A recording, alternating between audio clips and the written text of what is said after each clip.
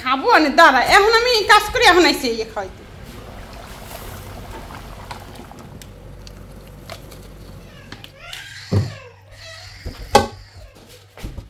প্রত্যেকটা মেয়েই চায় স্বামী সংসার নিয়ে সুখে থাকতে, তাই না?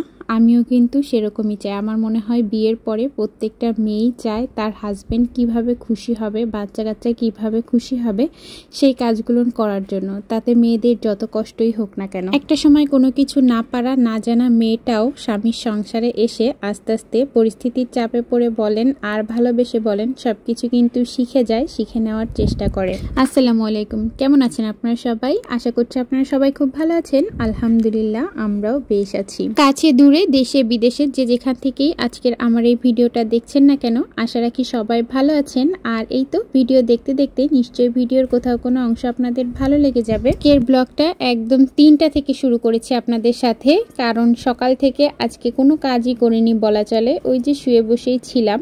আর তার কারণ একটাই, আমাদের এখানে দেখা যায় প্রায় 4 মাস 5 মাস পর পরই হয় কি আপনাদের ভাইয়া ওই যে ভাগে আর কি গরু জবাই করে আনে, ওতে করে হয় কি হালাল মাংস খাওয়া হয়। আর ওই যে হালাল মাংস খাওয়ার জন্য আর দামেও কিছুটা কম পড়ে, সব দিক বিচার বিবেচনা করে এভাবে করে আর কি নিয়ে আসে আপনাদের ভাইয়া। তো আজকে ছিল হচ্ছে রবিবার, আর আপনাদের ভাইয়া সকাল সকাল উঠেই একদম 7টার ভিতরে বের হয়ে পড়েছিল। সকালে ওকে একটু নাস্তায় আমি গতকালকে রাত্রে খিচুড়ি রান্না করে রেখেছিলাম, যেহেতু ওরা অনেক ভোরে বের হয়ে যাবে, সকালে উঠে তাড়াহুড়া বেঁধে যায়, তো তাকে সবকিছু একটু গুছিয়েও দিতে হবে। এ কারণেই আমি রাত্রেবেলা করেই রান্না করে রেখেছিলাম। আর ওই যে আয়াত বিরক্ত করলে তো একদম আমার রান্না বান্না সব লাঠে উঠে যায়, এরকম একটা অবস্থা। সে যাই হোক, মোটামুটি তো খিচুড়ি রান্না করে রেখেছিলাম। সকালবেলা ওরা ওটা খেয়েই বের হয়ে পড়েছিল, তাতে সাথে আমার ভাইয়াও ছিল, মানে আমার দেওর আর কি। তো সেও খেয়ে চলে গিয়েছে আর কি, আমাদের বাসায় এসেছিল, তারপরে ওকেও খাবারটা দিলাম, ওরাও খেয়ে দিয়ে চলে গিয়েছে। আর এখন ওই যে বাসায় ফিরতে ফিরতে প্রায় 3টার মতোই বেজে গিয়েছিল। তো 3টার দিক থেকেই আর কি, 3টার একটু আগেই এসেছিল। তো মাংস টাংস সব আমরা হচ্ছে একদম কুটে কেটে রেডি করে রাখছি, রেডি করে ফ্রিজের ভিতরে অলরেডি ভরে দেওয়া হয়ে গেছে, কারণ যেহেতু প্রচণ্ড পরিমাণের গরম, দেখা যাবে হয়তো বা নষ্ট হয়ে যেতে পারে। আমি তো অনেক পরিমাণের ভয় পাচ্ছিলাম যে মাংসটা না জানি নষ্ট হয়ে যায়, যেহেতু একদম টাটকা মাংস, তো বেশি করেই আর কি আজকে রান্না করব। আর যখনই এরকম মানে গরু জবাই করে নিয়ে আসে মাংস, তখনই আপনাদের ভাইয়া বলে একবার একটু বেশি করে রান্না করে রাখবা, কারণ এই মাংসটা আসলে টাটকা টাটকা মাংসের যেরকম একটা স্বাদ, এটা ডিপ ফ্রিজে রাখার পরে কিন্তু আর ওরকম টেস্ট পাওয়া যায় না। যাই হোক, কথা বলতে বলতে এই তো মাংসের যে মশলাটা সেটা আমি আগে একটু হাতে মাখিয়ে নিলাম। আর এই যে সব ময় মশলা দিয়ে সুন্দর করে মাখিয়ে নিয়েছি। আর মাংস থেকে যেহেতু একদম টাটকা মাংস, প্রচুর পরিমাণের পানি বের হবে, আর এ কারণেই আর কি একটু মাংসগুলো ধুয়ে ঝরা দিয়ে রেখেছিলাম। ধুয়ে বলতে আপনাদের ভাইয়াই মাংসগুলো ধুয়ে দিয়েছিল, মানে ওই বলছিল যে সরো আমি মাংস ধুয়ে ঝরা দিয়ে দিচ্ছি। ওদিক থেকে আমি আবার ঘরের তো অনেক কাজই থাকে, তো রুম টুম যেখানে আর কি এই যে মাংসগুলো আর কি ভাগ ভাগ করে রাখা হয়েছিল, তারপরে বড় বড় অনেক হাড্ডি ছিল, সেগুলোও আর কি একদম পিস পিস করে দিয়েছিল আপনাদের ভাইয়া। আর সেগুলোও আর কি পরিষ্কার করা লাগে, তো ওদিক থেকে ও বলছিল তুমি ওদিকটা পরিষ্কার করো, আর এদিক থেকে আমি হচ্ছে মাংস ধুয়ে ঝরা দিয়ে দিচ্ছি। তো ও হচ্ছে মাংস ধুয়ে ঝরা দিয়ে দিয়েছে। আর এই তো এখানে প্রায় ছিল হচ্ছে 4 কেজি মাংসের মতো ছিল। হ্যাঁ, 4 কেজি মাংসই হবে। তো 4 কেজি মাংসের জন্য যতটুকু ময় মশলা দরকার ততটুকু সব কিছু আমি দিয়ে দিলাম। আর আপনাদের ভাইয়া বলছিল মাংসটা একটু বেশ ভালো করে ভুনা করো।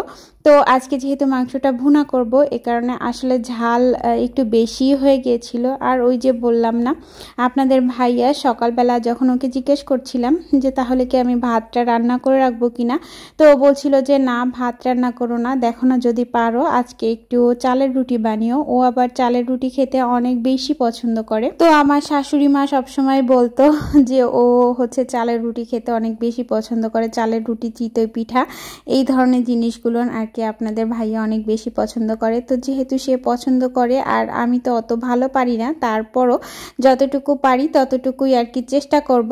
তো এই যে প্রথম বানাচ্ছি তা না, আগেও কিন্তু বানিয়েছি চালের রুটি, তবে আমার আসলে একটু ভয় করে, যে কোনো পিঠা বানাতে গেলেই আমার অনেক বেশি ভয় কাজ করে, কারণ মনে হয় যদি না হয় আর জিনিসটা যদি না হয় এত কষ্ট করার পর তখন কিন্তু অনেক বেশি মন খারাপ হয়ে যায়, অনেক বেশি কষ্ট লাগে। আর এই তো ওদিক থেকে আমি হচ্ছে চুলাতে হাঁড়ি দিয়ে তার ভিতরে একটু পানি গরম হতে দিয়েছি।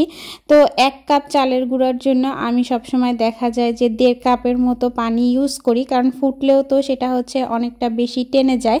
তো চালের আটাটা যতটা আর কি নরম হয় আমার কাছে মনে হয় মানে আটার কাইটা একটু নরম করে করতে পারলে রুটিটাও একটু নরম হয়। আর যেহেতু একটু রেখেই খাবো, পরের দিন সকালবেলা আপনাদের ভাইয়াকে একটু দিয়ে দিব, এটা দিয়ে একটু মাংস দিয়ে ওর হচ্ছে লাঞ্চটা রেডি করে দিব ওর সাইডের জন্য। তো এই কারণেই আর কি একটু আটা দিয়ে দিলাম সাথে, তাতে করে হবে কি একটু নরম থাকে। চালের রুটিটা যেহেতু শক্ত হয়ে যায় মানে ঠান্ডা হওয়ার পরে, এই কারণে একটু আটা দিলে বেশ সফট থাকে আর অত বেশি নরম হয়ে যায় না। তো এই কারণেই আর কি একটু আটাও দিয়ে দিলাম। এই তো দিয়ে লবণ দিয়ে দিলাম, একটু লবণ দিয়ে তারপরে এই যে আটাটা সিদ্ধ করে নিয়েছি। আর এখন হচ্ছে এই যে আমি খুব ভালো করে মথে নিচ্ছি।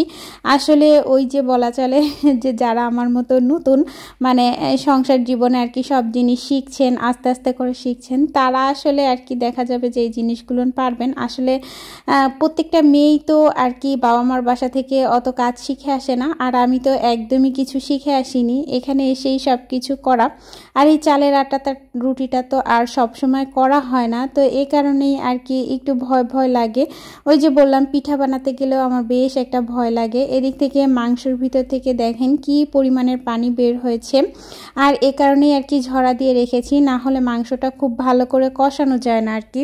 আর আমি আমার এই কাউন্টার টপটার উপরেই আর কি এই যে রুটিগুলো বেলবো, তো এই কারণে আর কি এখানে যে আর কি খুব বেশি পরিমাণের আটা লেগেছিল সেগুলো আমি একটু ওই যে মানে স্প্যাচুলাটা দিয়ে একটু ভালো করে পরিষ্কার করে নিলাম আর কি। আর এই তো এখন হচ্ছে আমি এই যে রুটিগুলো বেলে নিচ্ছি। তবে এই যে প্রথম যে রুটিগুলো বেলছিলাম কেন যেন সাইড থেকে একটু ফেটে যাচ্ছিল, পরে আমি করেছি কি ওই যে না জানলে না পারলে যা হয়, আর একটু ভালো করে ছেনে নিয়েছি। ছেনে তারপরে যখন বেলছিলাম তখন কিন্তু আর এই যে সাইড থেকে ফাটেনি, বেশ সুন্দরই রুটিগুলো হয়েছিল। আর এই তো এখন হচ্ছে আমি রুটিগুলো খুব সুন্দরভাবে বেলে নিচ্ছি। অনেকগুলো রুটি কিন্তু হয়েছিল, প্রায় 15-20টার উপরে হয়েছিল রুটি, না 20টার মতোই হয়েছিল, উপরে হয়নি।